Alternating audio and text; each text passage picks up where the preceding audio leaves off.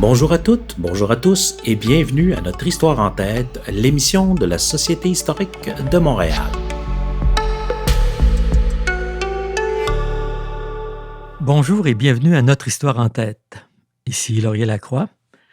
Pour présenter le dernier numéro des Cahiers des 10, le numéro 77, j'ai le plaisir d'accueillir mes collègues de la Société des 10, Lucie Robert, éditrice déléguée des Cahiers des 10 et professeure associée au département d'études littéraires de l'UQAM, et Jean-François Palomino, professeur au département d'histoire de l'UQAM. Bonjour à vous deux.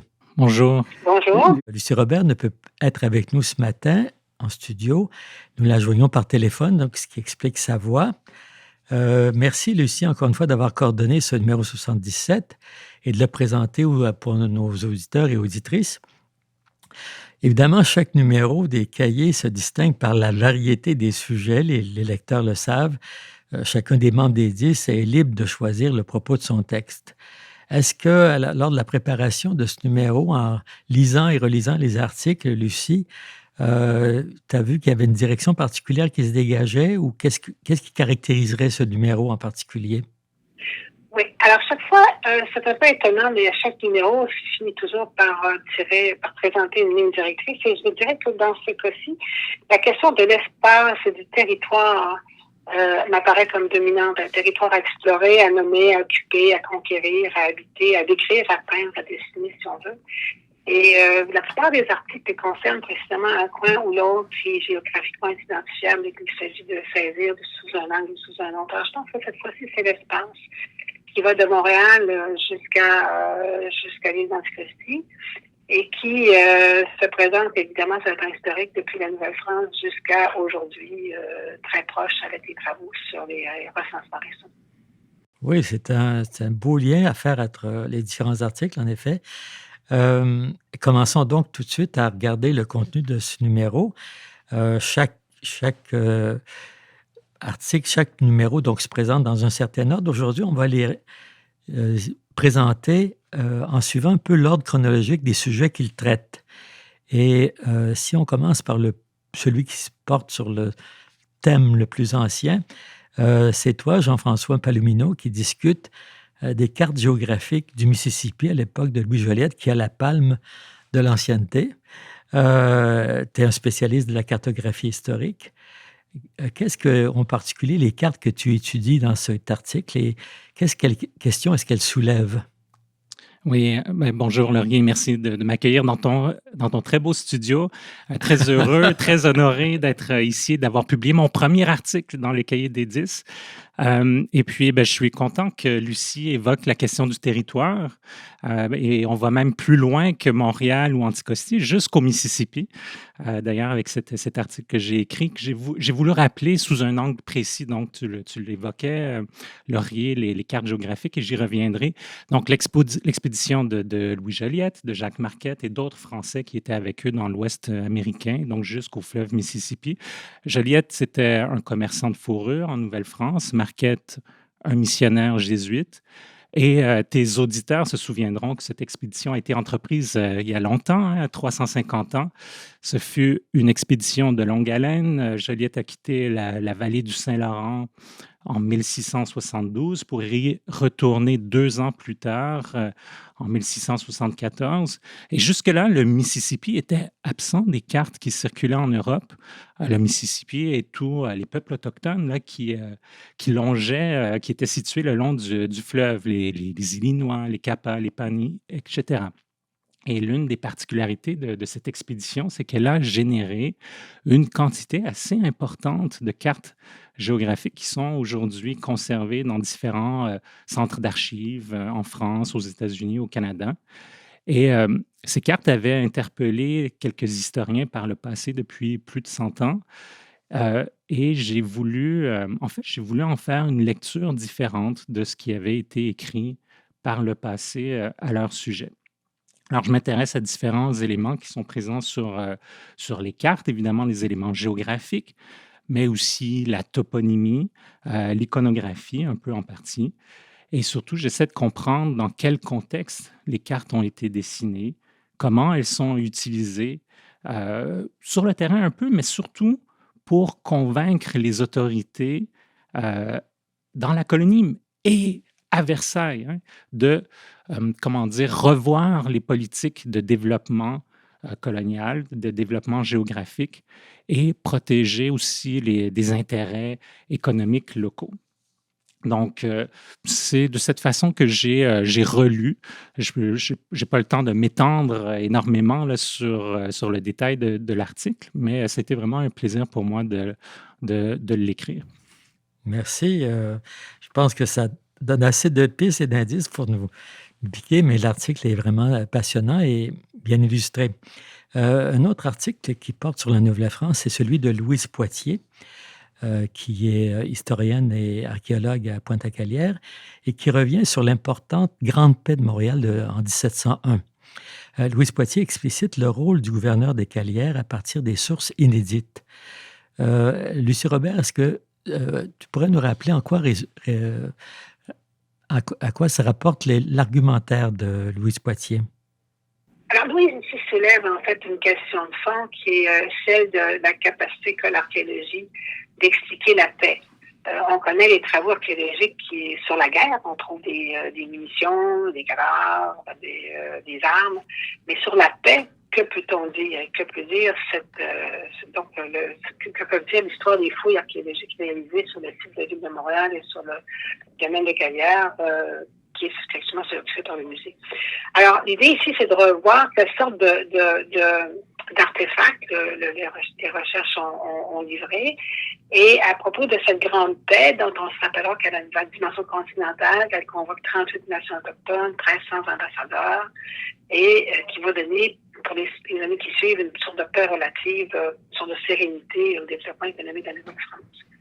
Alors, l'idée générale, c'est que si la paix était signée, il va y avoir quelque chose comme une preuve qu'il y a eu des négociations et les fouilles réalisées avec Calière révèlent effectivement la présence de perles, de ces perles qui ont servi à tisser les wampum, qui sont des sortes de traités de paix, si on peut dire, matériels, révèlent aussi des éléments de calumet de paix, dont certains sont fabriqués avec de matériaux qui proviennent d'assez loin vers l'ouest ou vers le sud de l'Amérique et qui, par conséquent, révèlent la présence physique de ces ambassadeurs autochtones venus de loin avec des instruments qui sont caractéristiques de leur diplomatie traditionnelle.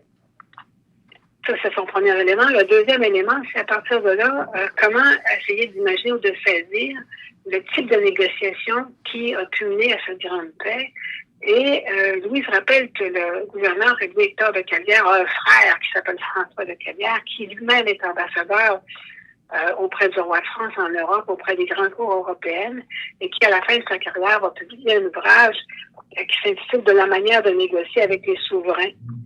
Et l'idée, c'est que peut-être qu'on peut imaginer que François de Calière, qui est l'aîné de Louis-Hector, ait transmis à Louis-Hector cette expérience de négociation avec les souverains autochtones et que Louis-Hector ait peut-être pu utiliser ou mettre en marche avec les ambassadeurs autochtones cette espèce de relation particulière qu'on crée avec les souverains, donc avec une sorte de respect profond pour les traditions de son vis-à-vis. Alors, c'est un peu l'idée générale de cette réflexion qui se veut poursuivant en fait une idée sur la paix dans la mesure où cet article-là, elle le rappelle d'ailleurs d'entrée de jeu, a été écrit dans une période où on a vu les nouvelles guerres qui sont celles qu'on connaît aujourd'hui éclater et elle s'est interrogée immédiatement sur les conditions de la paix et la manière d'y arriver et parvenant par l'archéologie à y réfléchir un peu plus profondément.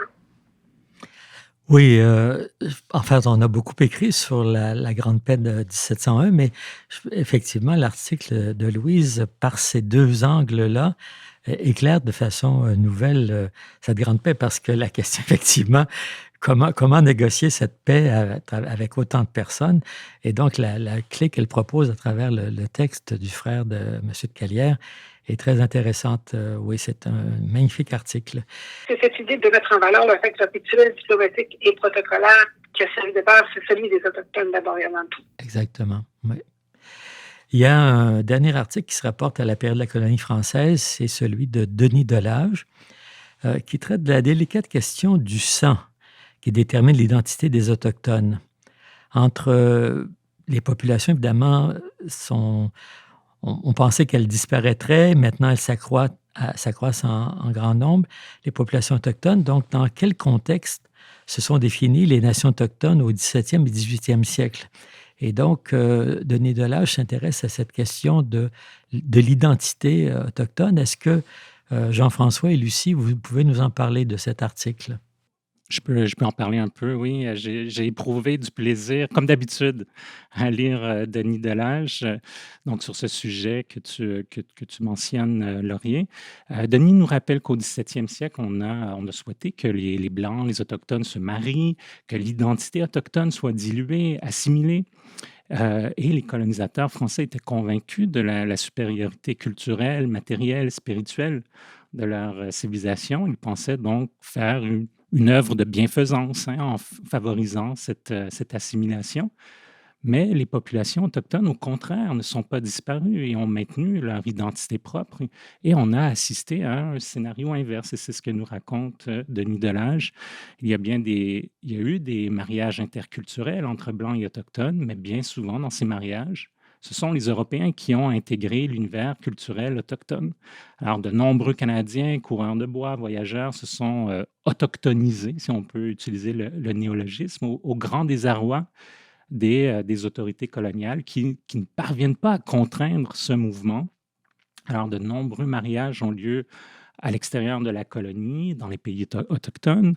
Et Delage rappelle qu'il y avait très peu de femmes blanches dans la colonie, qu'il y avait plus de femmes que d'hommes dans les populations autochtones. Donc, un rapport démographique qui a favorisé les rapprochements.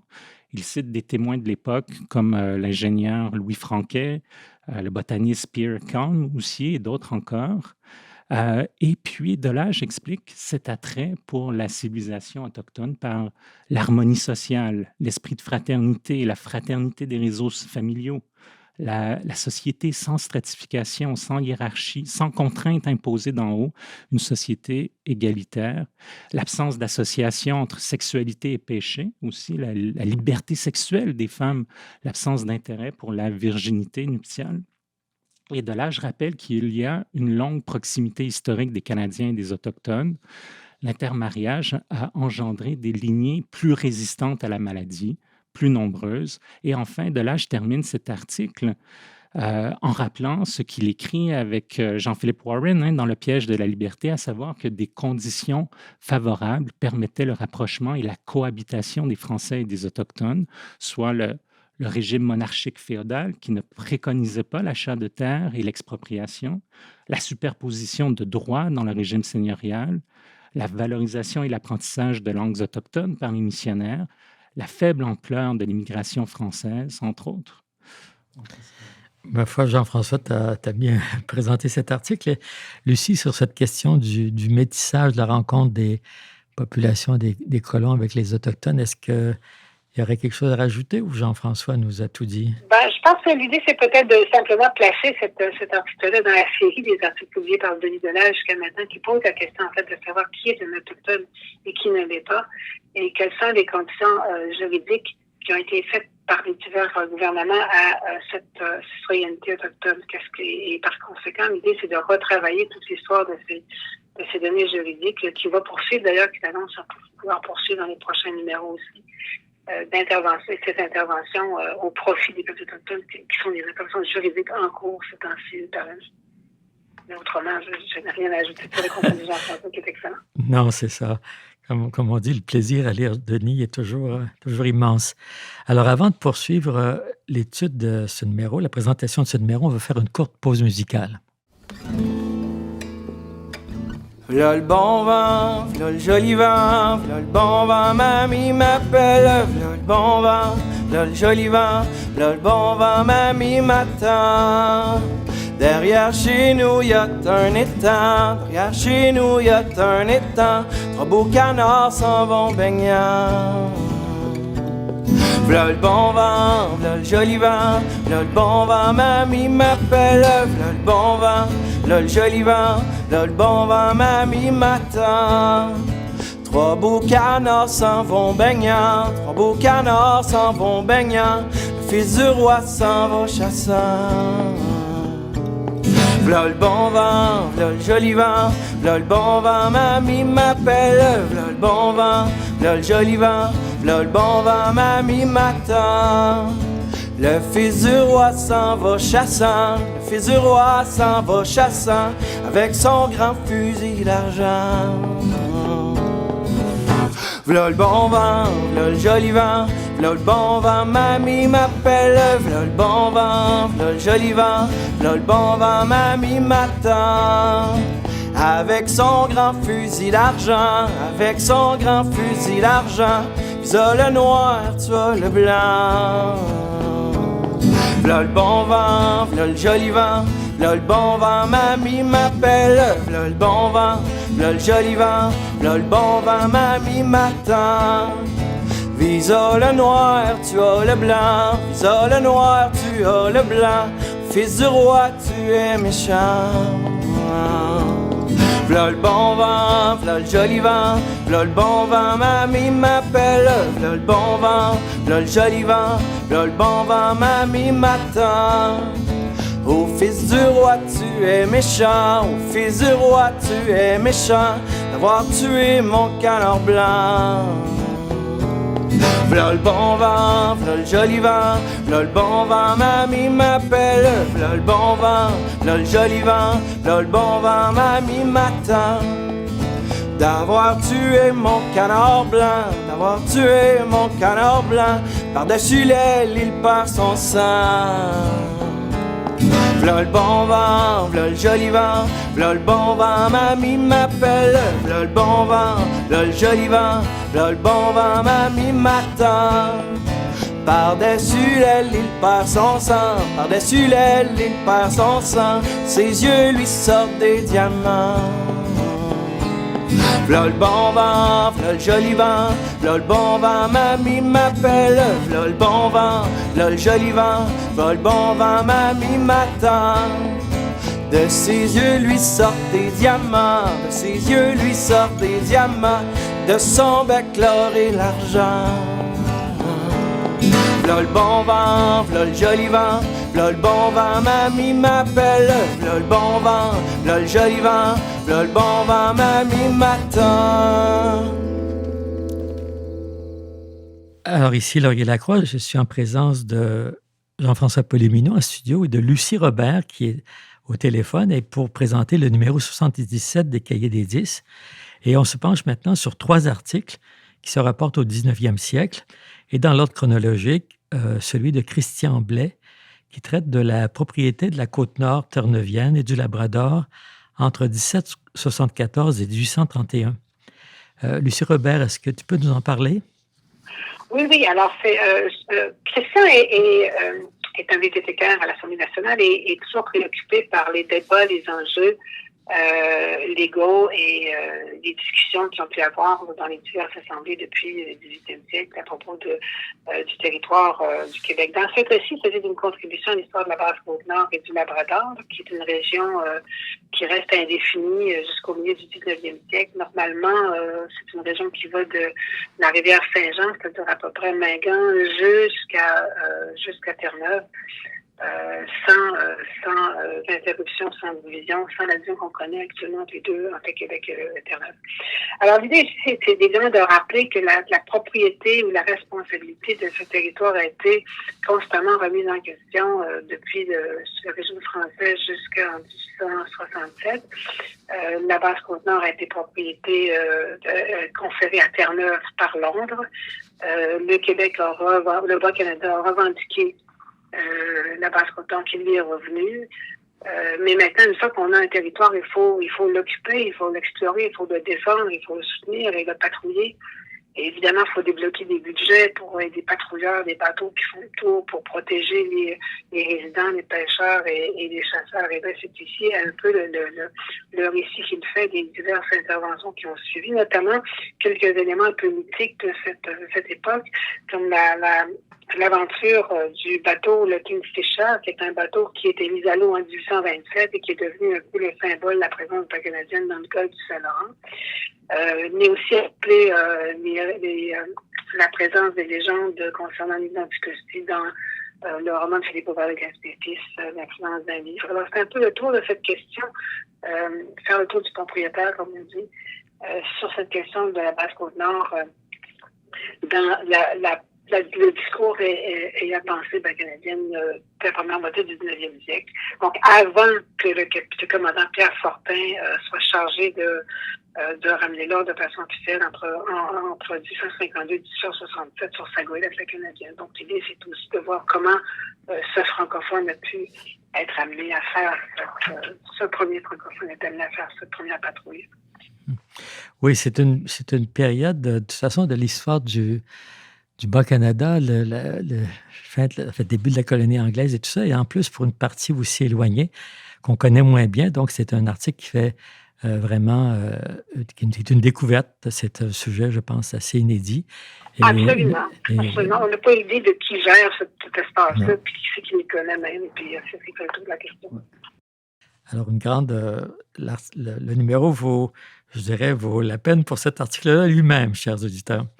Je me permets de présenter mon article qui porte sur un livre paru en 1839, Hochelaga des Pictats, un livre que j'ai recroisé lors de la préparation de l'exposition James Duncan au Musée McCord en 2023.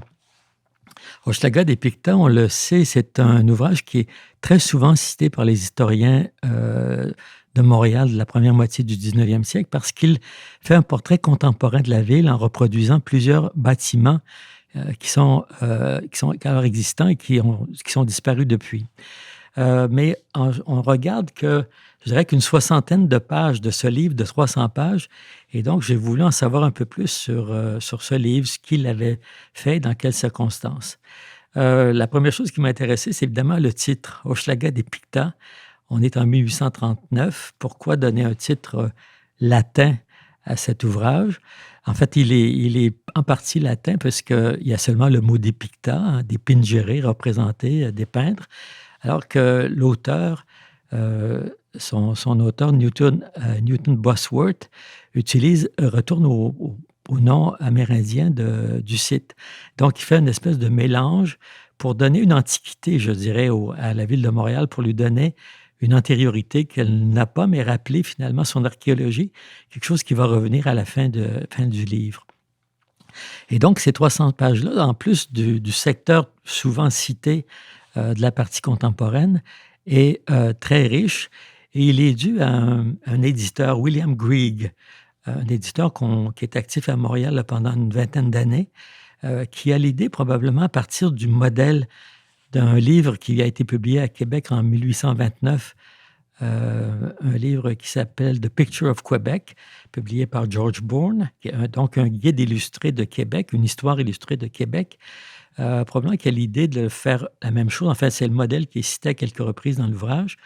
C'est un ouvrage qui présente donc la ville contemporaine et son histoire. À Montréal, il y a de plus en plus, je dirais, de visiteurs, de touristes. Il y a les militaires qui sont en passage pour une période de 3 ans. Et donc, il y a un brassement de population. Il y a les nouveaux immigrants. Peut-être qu'on veut leur présenter la ville. Donc, Grieg pense qu'il y a un marché pour ce livre-là.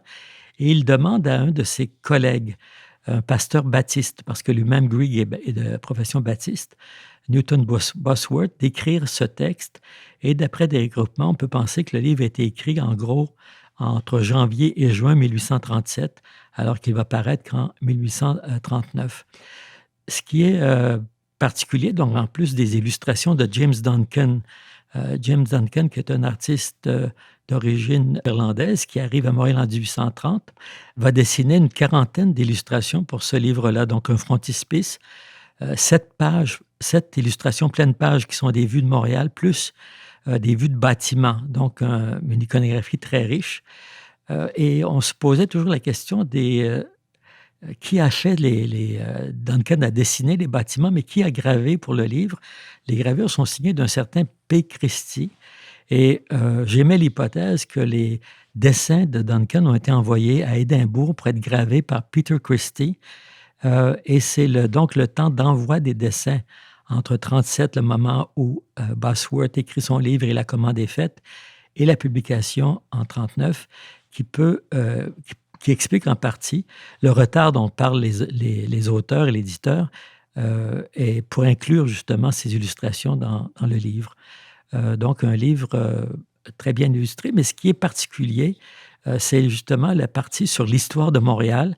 Là, Bosworth documente vraiment pour rechercher toutes les sources dont il dispose pour écrire l'histoire de Montréal, de la Fondation jusqu'en 1839. Et il y a une partie sur la préhistoire. Et d'après les collègues préhistoriens que j'ai consultés, ce serait la première fois qu'on fait un effort historiographique pour raconter l'histoire de la préhistoire du Canada, de l'Amérique du Nord. Et ça nous dit d'une part qu'il y avait des bibliothèques très riches à Montréal où Bosworth pouvait se documenter et qu'il utilise ces sources pour parler de la présence des Norvégiens, des Danois, des Islandais en Amérique du Nord et de leurs legs archéologiques. Alors, c'est une source nouvelle et très intéressante dans le livre qui est malheureusement trop peu exploitée. Ce sont les 6... la partie de la fin, finalement, du livre. Le livre se termine par l'archéologie. Il va commencer par l'histoire, puis au milieu, on a cette partie sur la période contemporaine qui va être suivie de 30 pages sur les rébellions. Alors là, il y a une mise à jour on écrit à la suite des rébellions de 37-38.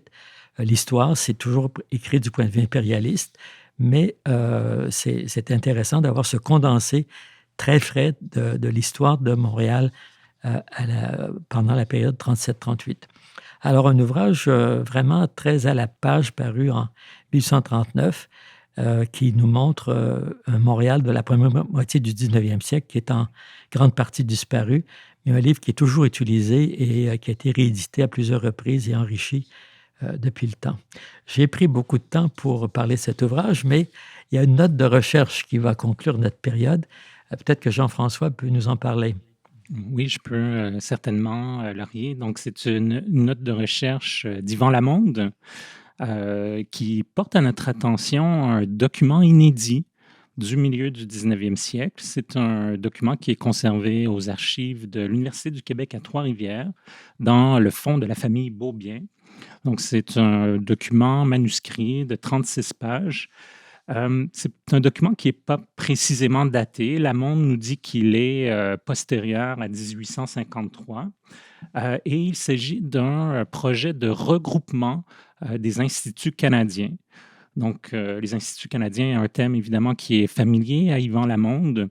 C'est un texte, une source historique qui contient 123 articles, donc un projet de constitution, si on le veut, d'un organisme en 123 articles, des articles qu'il cite en partie afin que le lecteur s'en fasse vraiment une meilleure idée. Il s'agit d'étendre le modèle et les valeurs et les idées de l'Institut canadien, égalité devant la loi, éducation politique, laïcité, réciprocité économique avec les États-Unis, décentralisation du pouvoir, abolition de la tenure seigneuriale, abolition du système des dîmes, etc., etc.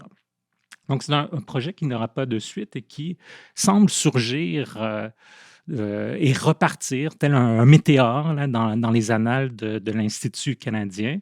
Et moi, ça m'a fait penser, en lisant cette note d'Yvan Lamonde, tout le plaisir que nous pouvons éprouver comme historien ou historienne à découvrir des sources qu'aucun autre n'a vues auparavant. Alors, c'est pas si courant lorsqu'on occupe un champ de recherche déjà exploré par d'autres avant nous, ou lorsqu'on a le vécu d'Yvan Lamonde et plus de 50 années de recherche derrière soi, mais c'est toujours un grand plaisir, et c'est l'impression que ça m'a donné en lisant cette note de recherche. Oui, puis le fait que, alors qu'on croyait, enfin, qu'il y avait cette telle force d'opposition de la part du clergé vis-à-vis des instituts canadiens, donc de voir qu'il y a quelqu'un qui a un projet de les regrouper sur tout le territoire du Québec à l'époque, du Haut-Canada, de la province de Québec, de regrouper tous ces instituts canadiens, de leur donner une nouvelle vie. Alors, c'est tout à fait passionnant. Avant de passer aux articles, aux 3 articles qui portent sur le 20e siècle, on va faire une autre pause musicale. J'ai souvenir encore d'une rue d'un quartier qui me vit souffrir, grandir par les années. C'est dans un vieux taudis que 10 ans de ma vie, j'apprenais à mentir. Pourquoi vieillir?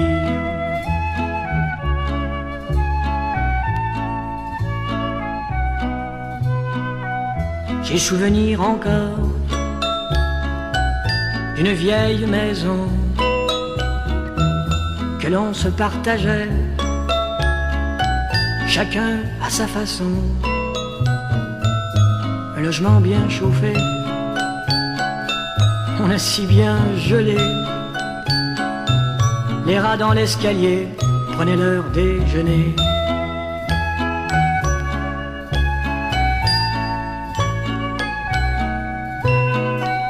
J'ai souvenir encore de 4 jeunes garçons qui avaient grand plaisir à jouer les fanfarons. Les garçons de mon âge avaient pour voisinage Robineux, du Viger, putain de la Saint-Laurent.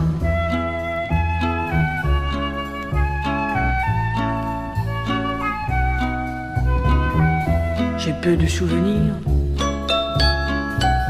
d'une vieille maison que l'on dut démolir, rongée par les saisons. Adieu rue Sanguinette, adieu mon coin vitré. Mais ce soir je te laisse un peu de mes pensées.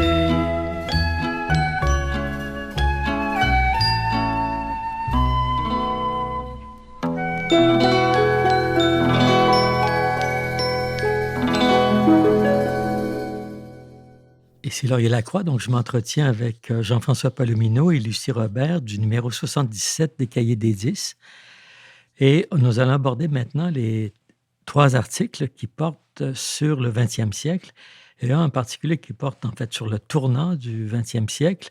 C'est notre collègue Gilles Galichan qui traite de la figure du père capucin Alexis de Barbezieux, qui a propagé la doctrine sociale de l'Église au Canada français à la suite de la publication de l'encyclique Rerum Novarum. C'est un personnage haut en couleur, comme va nous le présenter Lucie Robert, et nous parler de l'influence de Barbezieux à Québec au tournant du 20e siècle. Dans cet article-là, Gilles Galichan poursuit en fait son histoire de la paroisse de Limoilou à Québec. Et à travers la figure du père Alexis de Barbezieux, qui est capucin, qui est un brillant prédicateur, très recherché dans toutes les paroisses du Québec début 20e, et qui va accepter la cure de Limoilou après que la paroisse lui fait faillite en 1899. Et il la réorganise complètement. Alors ici, il s'agit à la fois d'une étude que Galichan avait commencé il y a une vingtaine d'années dans les Cahiers des 10, qui porte précisément sur les modalités de gestion et l'arrivée de Barbezieux à Québec. Cette fois-ci, il s'intéresse surtout à la manière dont Barbezieux va prendre en charge ou prendre la défense de ses ouailles et de l'ensemble des ouvriers, en particulier les ouvriers de la chaussure à Québec au début du 20e siècle, et soutenir la nouvelle doctrine de l'Église qui avait été lancée par l'encyclique Rerum Novarum en 1890, qui en fait reconnaissait la légitimité d'une certaine intervention sociale de l'État et de divers organismes dans la protection des ouvriers. Alors ici, vous avez un prêtre qui va contribuer donc à la modernisation du discours de l'Église catholique au Québec, ce qui ne sera pas sans entraîner quelques frictions avec les autorités ecclésiastiques déjà en place, puisqu'il s'agit d'une part d'un prêtre régulier qui n'est donc pas soumis de la même façon à l'évêque que les prêtres séculiers qui sont tous les autres curés de paroisse. Et d'une part, c'est un Français très instruit qui vient ici propager avec l'autorisation du Vatican cette nouvelle doctrine de l'Église. Alors, c'est quelqu'un qui va donc se retrouver presque mêlé à ces mouvements ouvriers et sur les enjeux de la syndicalisation des ouvriers au début du 20e siècle, et qui ici analyse donc du point de vue des prêtres un peu plus modernes que les autres. Le personnage de Barbezieux est toujours aussi intéressant. Et l'idée, je pense, c'est que de poursuivre cette vision de la modernisation de l'Église au Québec.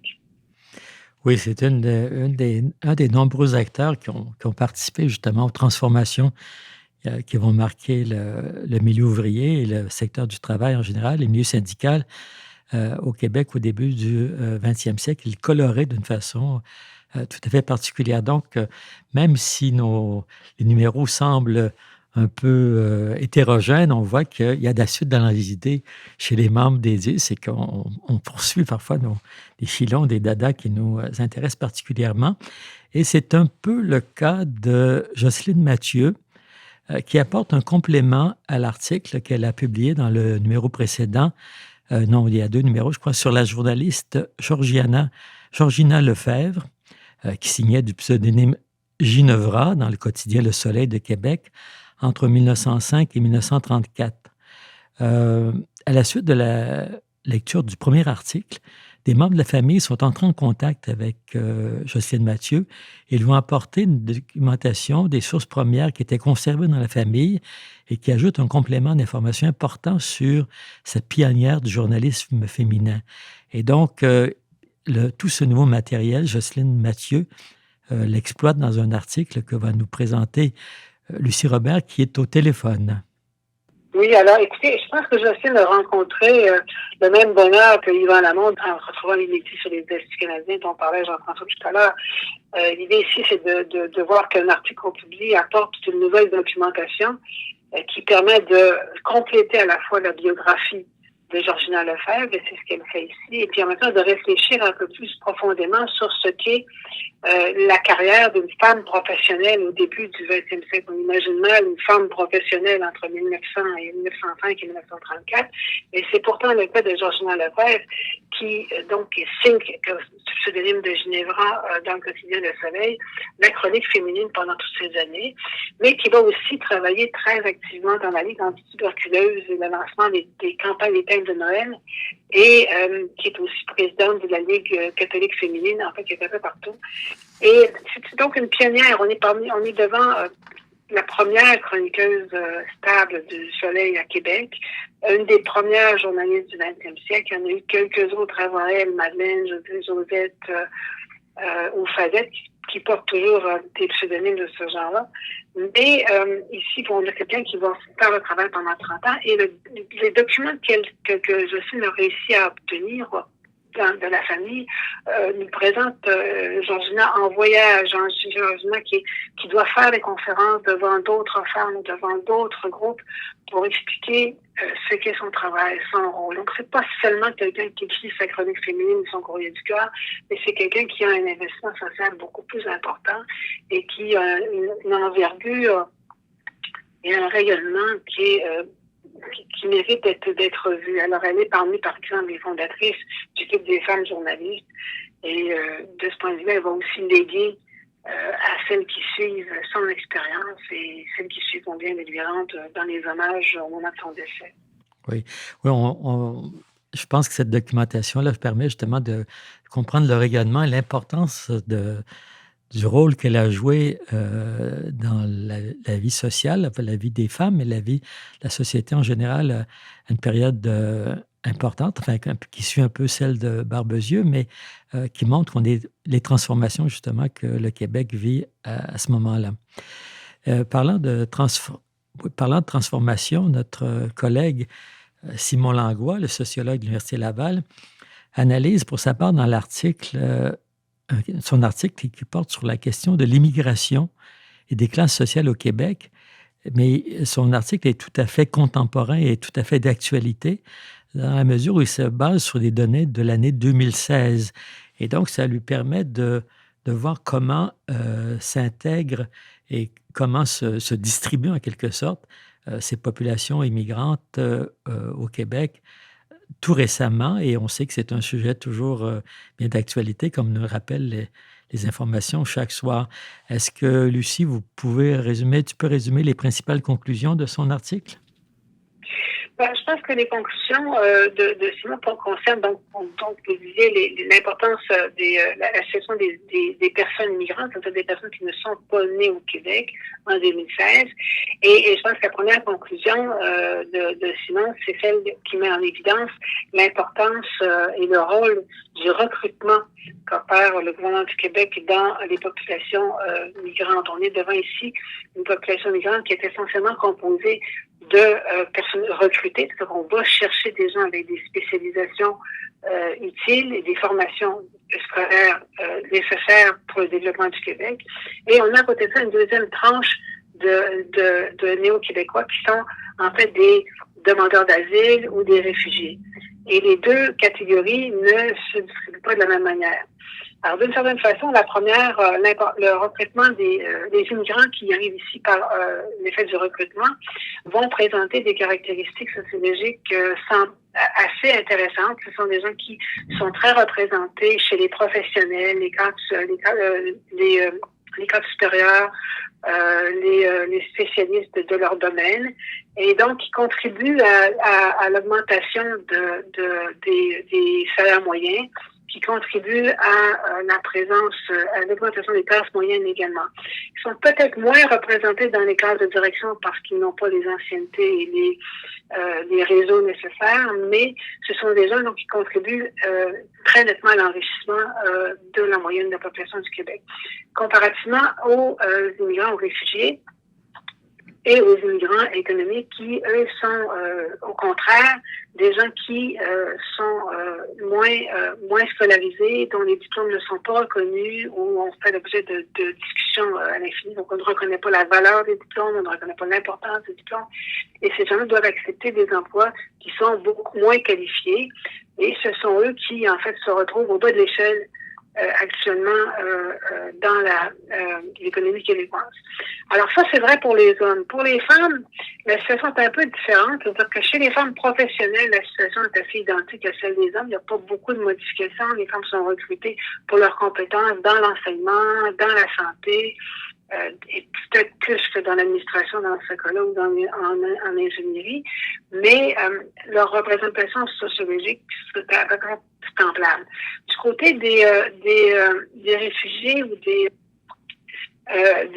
immigrantes économiques, les femmes sont peut-être un peu mieux généralement représentées dans les groupes moyens qui sont celles des techniciens en santé, techniciens en éducation, dont on les voit comme infirmières, comme préposées, bon. Et vous avez aussi ça n'empêche pas d'avoir des femmes dans le bas de l'échelle, comme dans les services, c'est des gens qui travaillent dans les ménages, dans les hôtels, comme domestiques, dans les petits emplois, mais la situation des femmes est un peu meilleure dans le bas de l'échelle que celle des hommes qui sont leur équivalent. Alors, l'important, je pense ici, c'est de voir comment, au fond, le travail de recrutement de l'État a des effets immédiats sur la composition sociale ou la place qu'occupent ces groupes dans la hiérarchie sociale des métiers et de l'économie québécoise. Et le recensement de l'UNICEF a l'air assez clair sur cette question. Mm-hmm. Oui, comme on voit, donc c'est un numéro extrêmement riche que celui de ce numéro 77 du Cahier des 10. Mais ce n'est pas tout. Il y a un article important qui est un peu, je dirais, hors chronologie, un article de caractère plus méthodologique signé Dominique Deslandres et qui s'intitule « Révolution dans les archives et la reconstitution du passé ». Jean-François Palomino, quels sont les avantages de ce nouvel outil de reconnaissance de texte qui s'appelle Transcribus, qui permet de lire les archives anciennes et de les partager? Oui, je dirais peut-être un article soit hors chronologie ou peut-être un article qui permet de boucler la boucle, puisque en fait, on est à la fois dans le très contemporain et dans le très ancien. Pourquoi je dis ça? Parce que cet outil-là, il est tout récent. Il existe depuis quelques années seulement, mais ça traite des archives pour le projet de Dominique Deslandres, des archives de la Nouvelle-France et plus spécifiquement même des archives du 17e siècle. Extrêmement difficile à lire, ces archives, à déchiffrer. Et donc là, on a un outil qui est à la disposition des historiens et même en fait du grand public en général pour aider à déchiffrer que ce soit ces documents-là du bailliage de Montréal, c'est le tribunal seigneurial du 17e siècle, ou que ce soit une recette d'une grand-mère qu'on n'arrive pas à déchiffrer, peut-être que Transcribus pourrait être utile. Et donc, l'idée, c'est de faire appel à l'intelligence artificielle en fournissant tout de même des modèles à cette intelligence artificielle, des modèles qui permettent de reconnaître donc l'écriture manuscrite.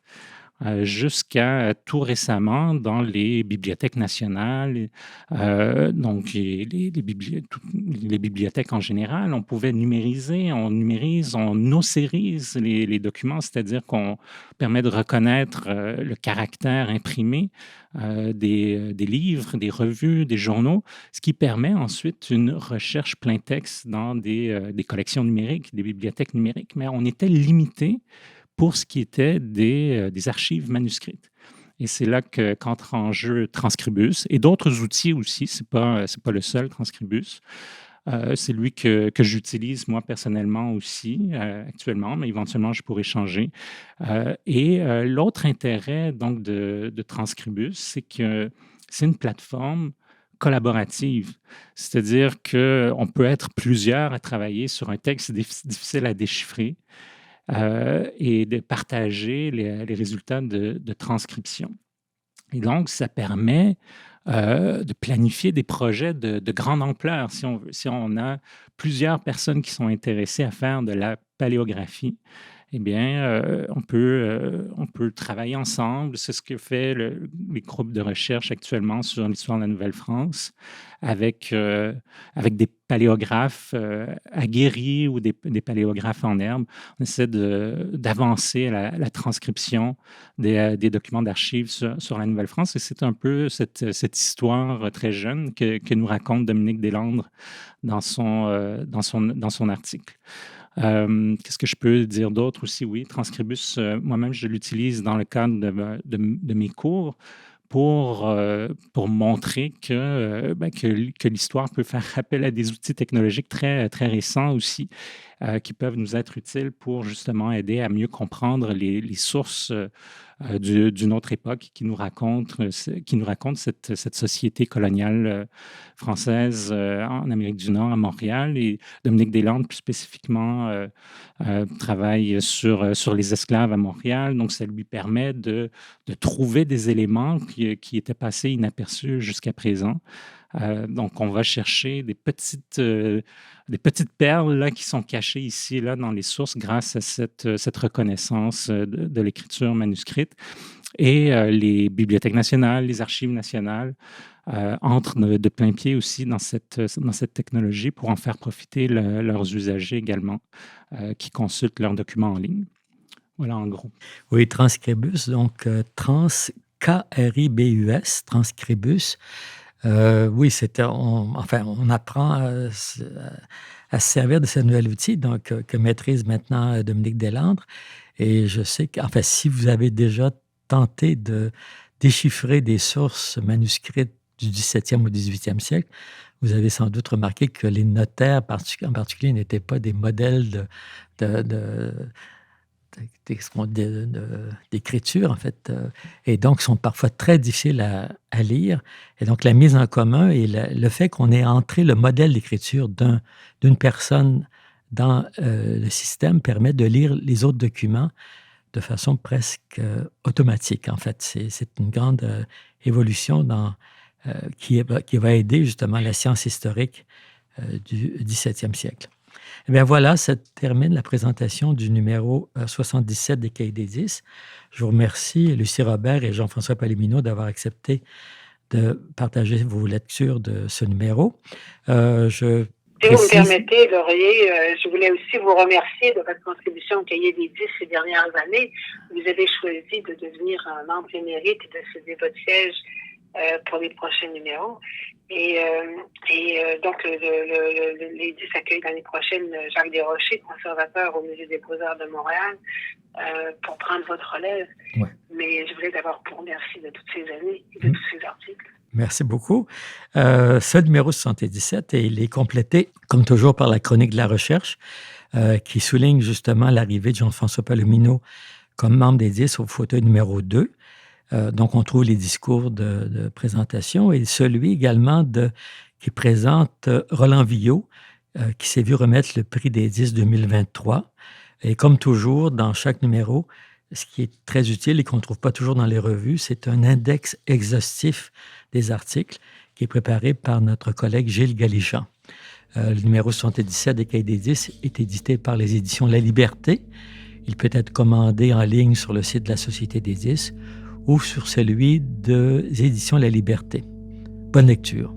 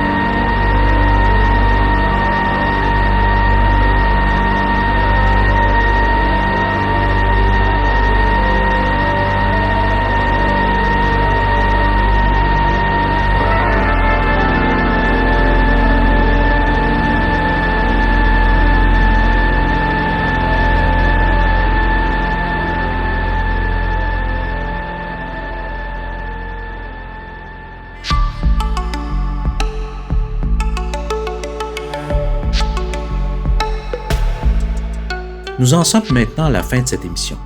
Vous pourrez la retrouver sur le site de la Société historique de Montréal, à l'onglet Émissions de radio ou sur notre chaîne YouTube.